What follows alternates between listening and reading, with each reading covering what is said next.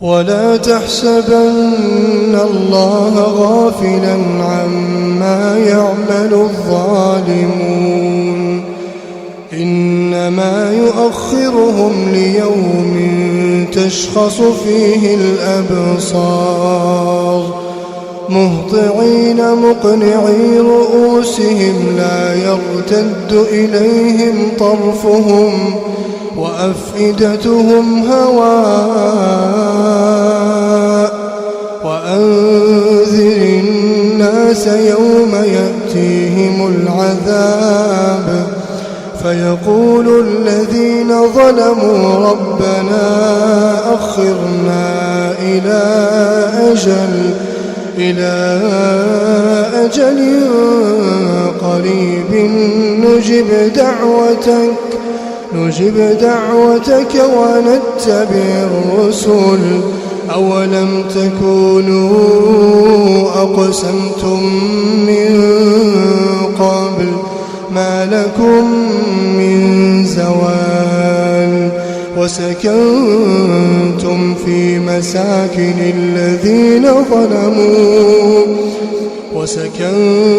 في مساكن الذين ظلموا أنفسهم وتبين لكم كيف فعلنا بهم وضربنا لكم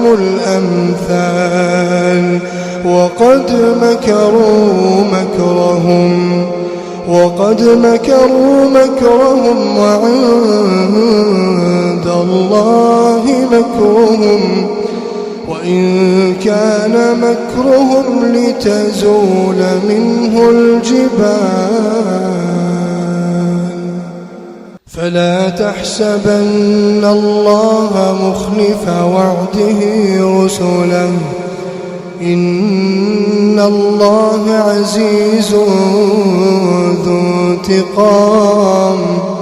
يوم تبدل الأرض غير الأرض والسماوات وبرزوا لله الواحد القهار يوم تبدل الأرض غير الأرض والسماوات وبرزوا لله الواحد القهار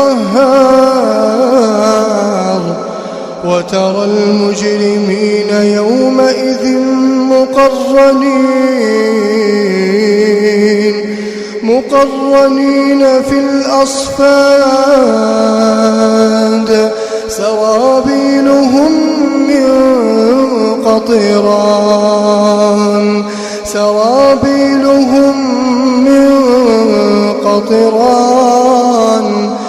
وتغشى وجوههم النار ليجزي الله كل نفس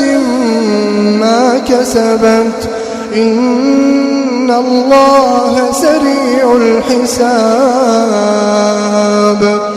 هذا بلاغ للناس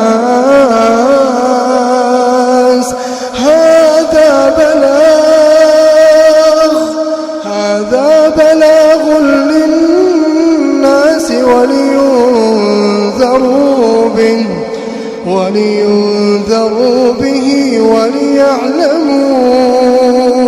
وليعلموا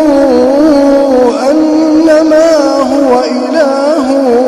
واحد وليذكر أولو الألباب.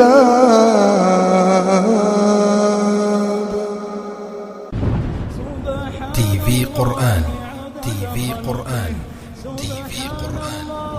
رضا نفسه